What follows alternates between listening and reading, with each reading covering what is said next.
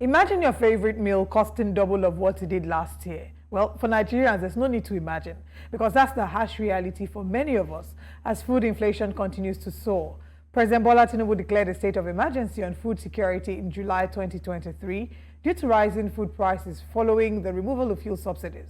However, food inflation has risen by 13.89% between July 2023 and June 2024. That is from 26.98% to 40.87%.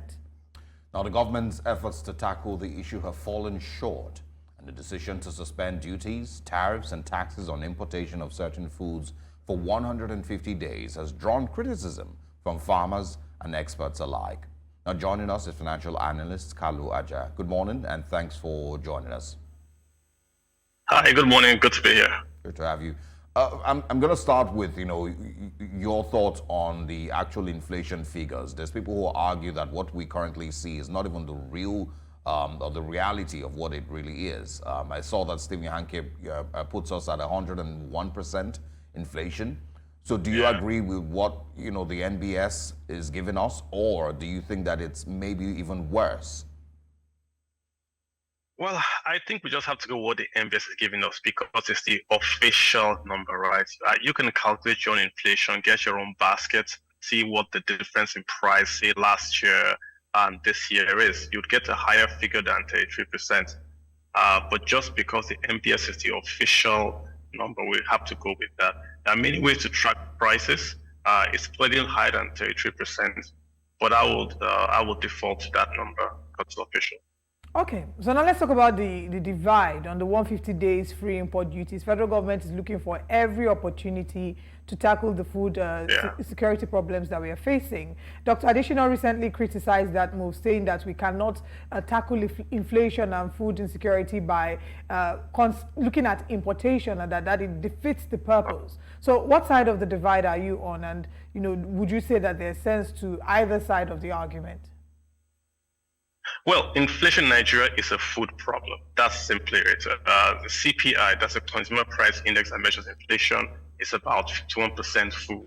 And food is driving the increase in prices. So clearly, if you decrease the price of food, you are able to address inflation. From the past administration till today, we have not increased the yield and output of food in Nigeria because of many issues. Security, the banditry going on in the Middle Belt, and the northern areas that produce most of the food has not abated. Hence, the supply of food has not matched the demand for food in the cities. So reasonably, to cover that gap, you've got to import. It's not a good response. It's not a long-term response, but you really have got to import to introduce supply so the price goes down.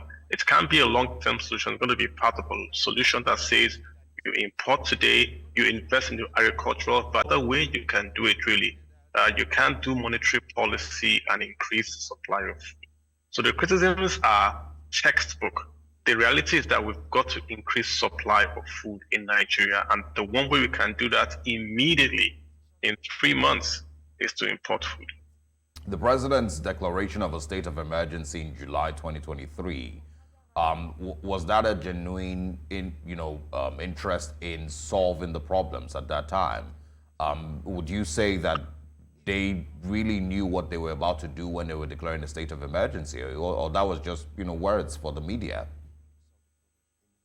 Not really. I mean, you can declare an emergency and then not do anything. I mean, so you've got to look at policy in terms of its impact, not a declaration. So they simply said we're going to declare emergency on food, and what happened? Nothing happened. The president said, I will not import food.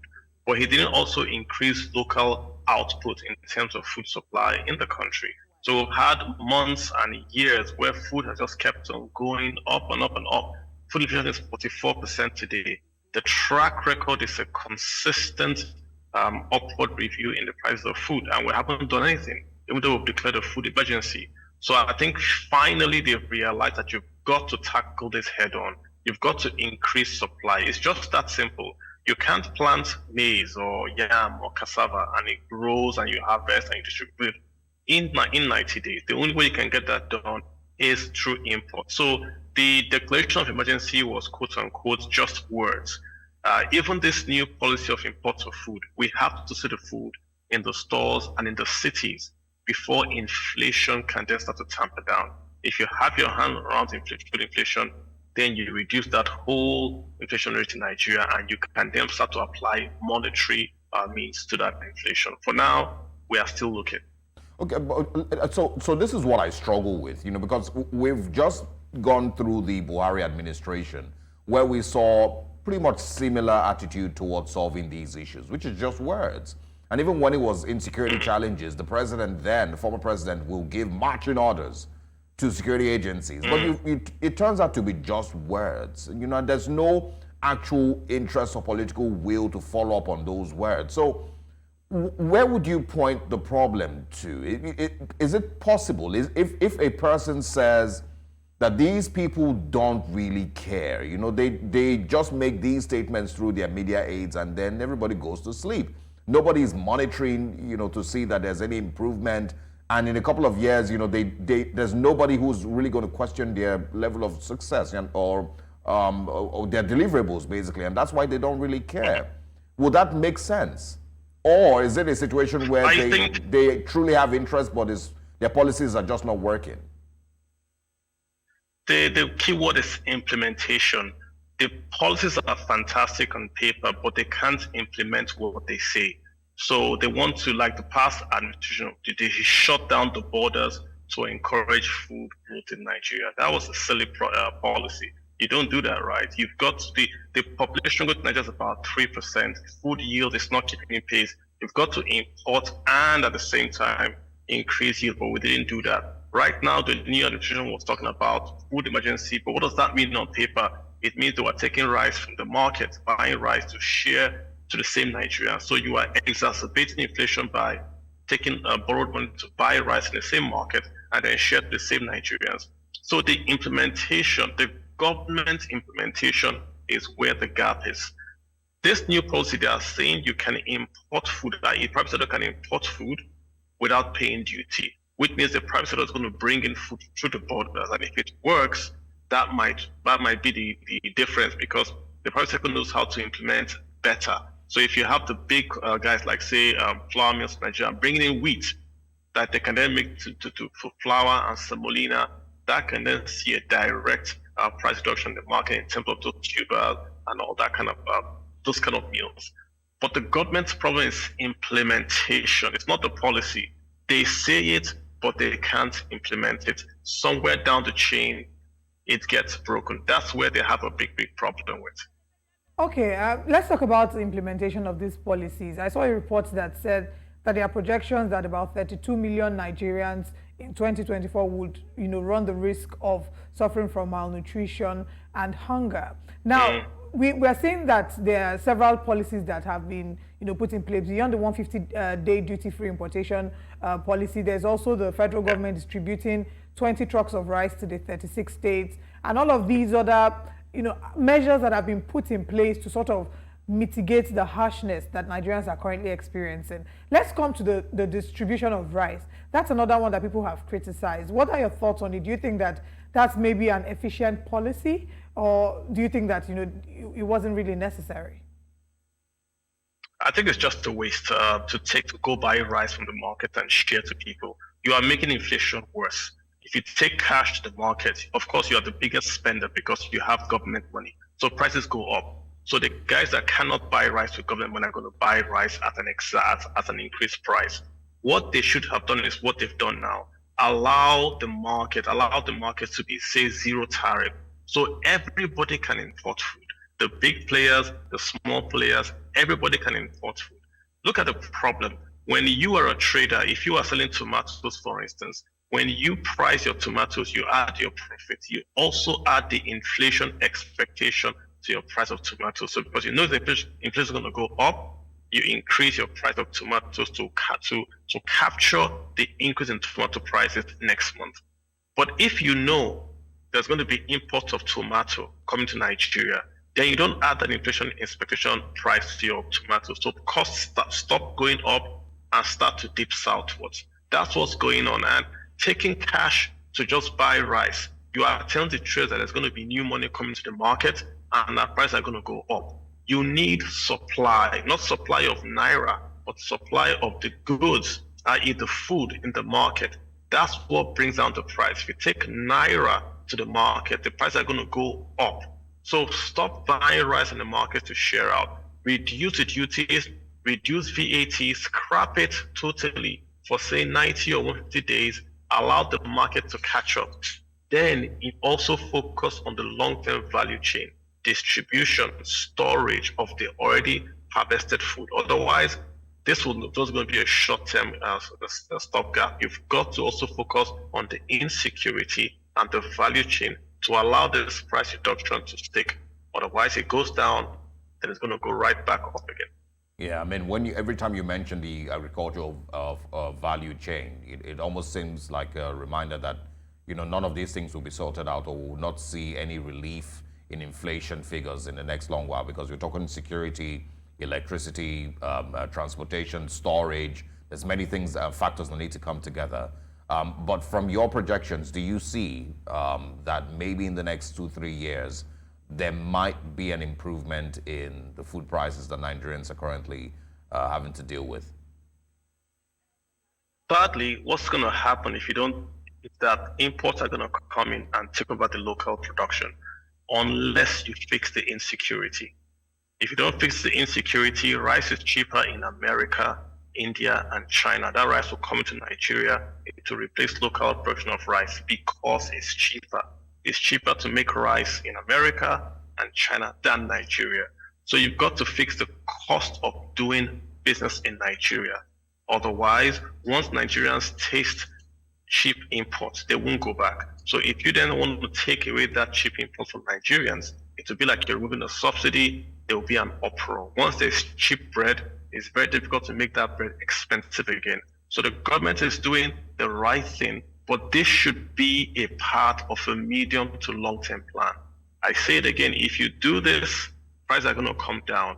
But if you don't have a plan to say after prices have come down in the next 3 months, what do we do next? Where's our value chain? Where is our cold chain? How do we take away the bandits that have causing the rice not to come from Kebbi to Lagos? If you don't fix that, then this will become a new subsidy that will stay forever. Just like you had the PMS subsidy that was short-term, but that became long-term. Food subsidy will be here to stay. You can't give people cheap bread and then take it away. It's more difficult than that. So it has to be a part of a long-term plan. It's not a solution.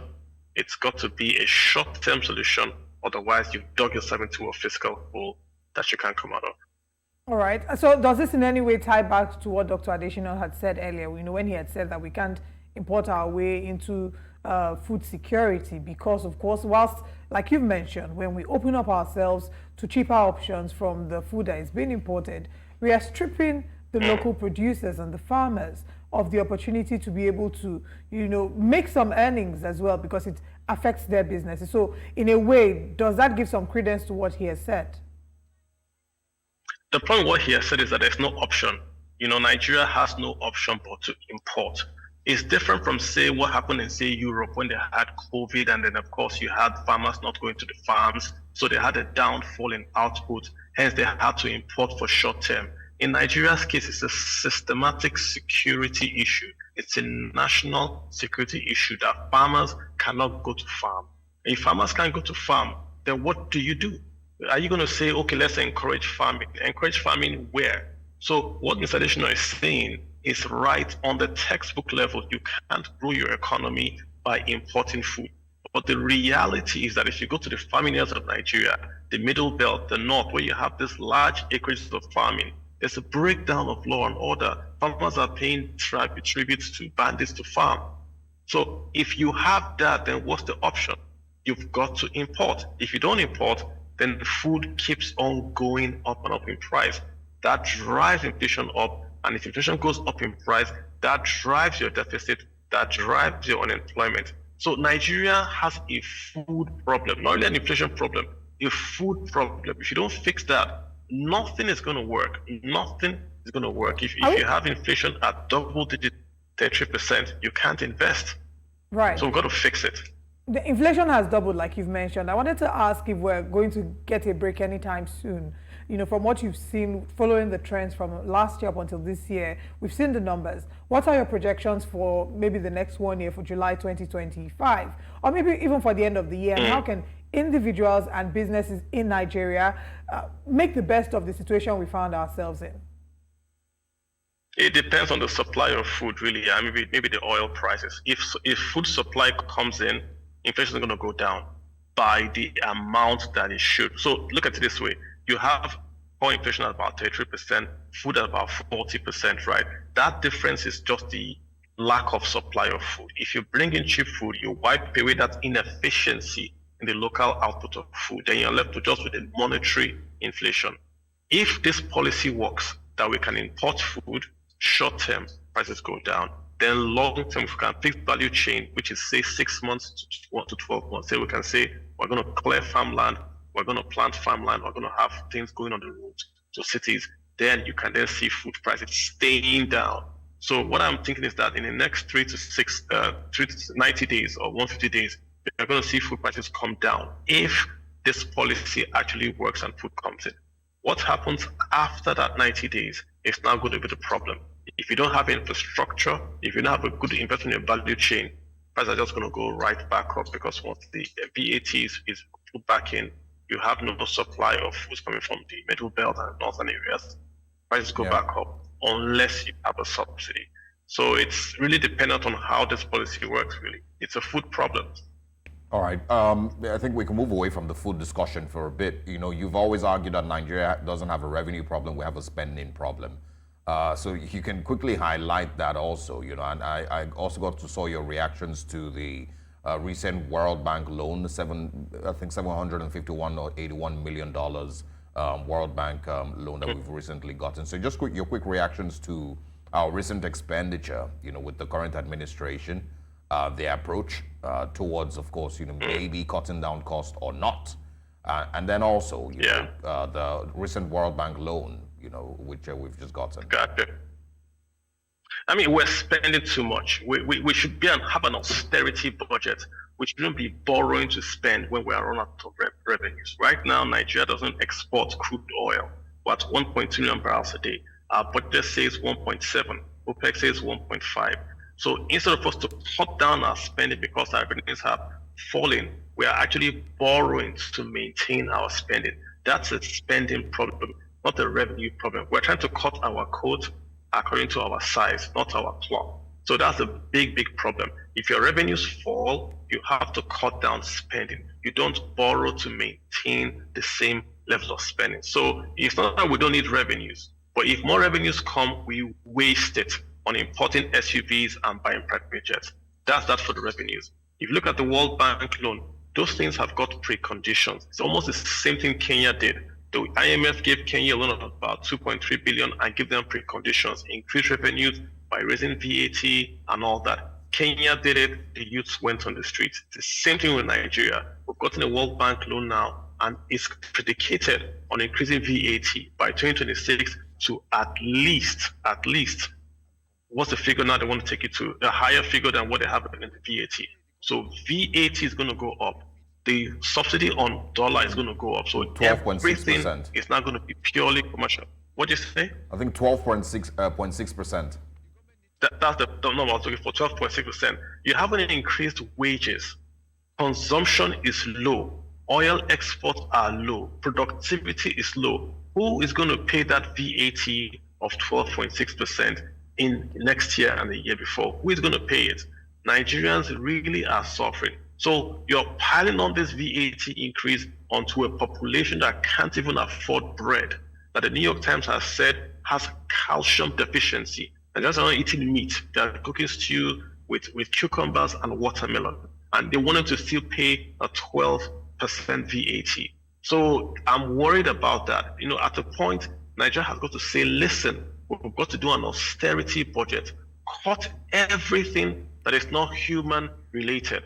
If it's not human related, even if it's infrastructure, cut everything, bring it back to zero budget and start again.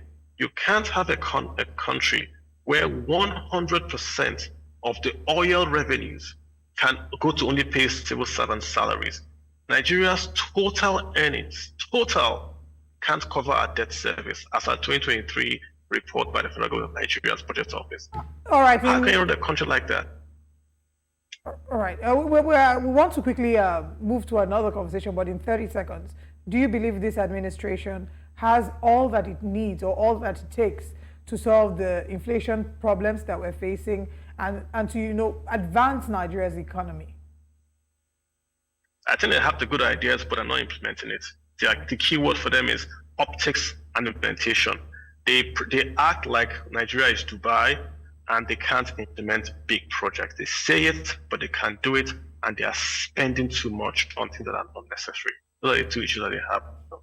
Yeah. Kalu Aja, thank you so much for your time with us. We look forward to having you in several other conversations. You're welcome.